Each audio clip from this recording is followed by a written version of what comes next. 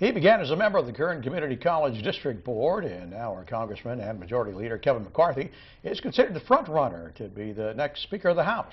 So what will he do for the country and for us here in Kern County? The Congressman is joining us live from Washington, D.C. to answer these questions. Good evening, Congressman. Thanks for joining us. Good evening. Thanks for having me. Congressman, take us behind the scenes here a little bit. How does one run for Speaker of the House? We know there's not going to be any public rallies. You're not going to be kissing any babies. What are you going to be doing over the next few days here? It's only those inside, those who are elected can vote. Well, first you have a race inside the Republican conference, so who to be that nominee. If I win that, then I'll be nominated on the floor sometime before the end of in October. And on the floor, though, you need to get 218 votes. And we've watched many times before. That's where it gets a little chaotic and a little difficult. But Washington's a little tough nowadays.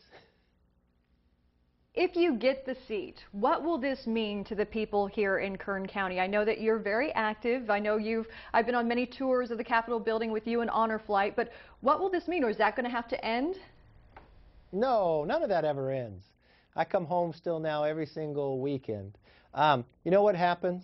Kern County's issues are always at the table. They've been at the table because I've been majority leader inside the House, but you know what? When we have those debates with the President and with the Senate, always have those issues right there. So hopefully we make fundamental change, but we want to make change across this country. We want to move this economy in a new direction, and we want to make sure that this government is closer to the people, and that the people understand and begin to feel again that it's their government, that they are in charge, and that we are here to serve them. Now that's my mission, but I know it can't happen overnight, but that's what I'm going to work for. Getting back to what Rosal was just saying, if you follow tradition, you will not be taking part in debate, you will not be taking part in votes.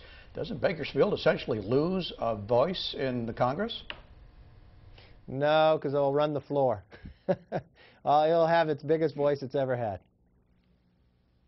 All right. Well, what issues do you think are most important right now for you? I know that there's a lot of controversy on the table. Water. Yeah.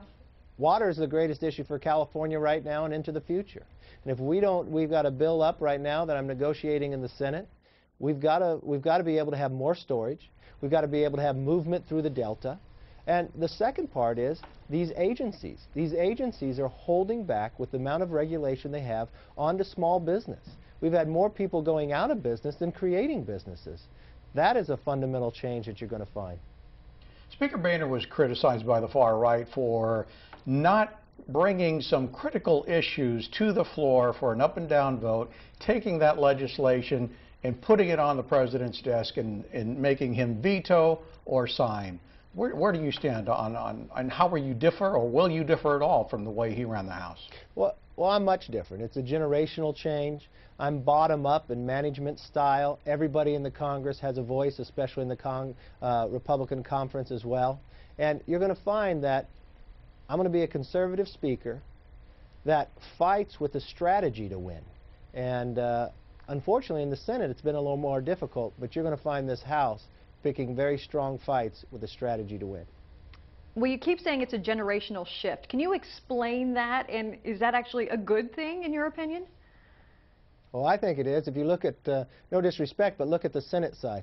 Their leadership average age is 75. I just turned 50. I haven't been in Congress 25 and 30 years like they have. I've been here, what, 8 years? So I think it's more reflective that I'm not concerned about what happens for Washington, D.C. or the power of the institution. I'm more concerned about making a difference in the everyday lives of America.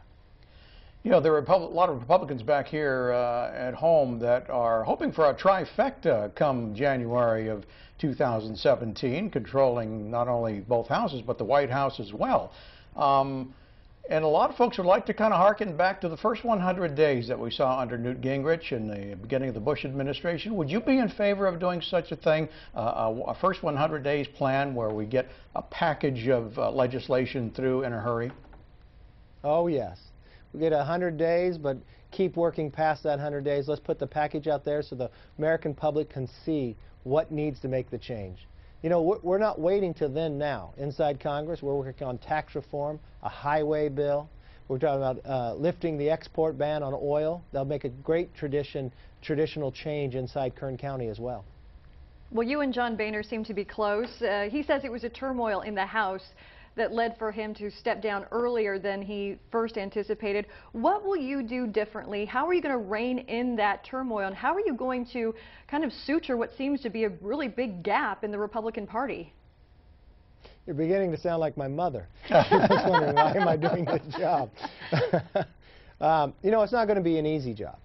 But I'm going to try to bring every voice in, make sure that everyone feels that they are valued. And let, you know, we've got some great individuals, some women and men that are very bright, very sharp, and get the right people on the bus, working on the right issues, moving forward, working in the right solutions. Look, a lot of people think you're a team manager when you're speaker. I think you're a team captain. You're a part of the team, you're not outside, and bring everybody together. Very quickly, Congressman, do we know when this could come to vote? Well, I think they'll announce tomorrow when the vote will come up, but it'll all have to take place before the end of October. All right. Very good. Thank you so much, Congressman McCarthy.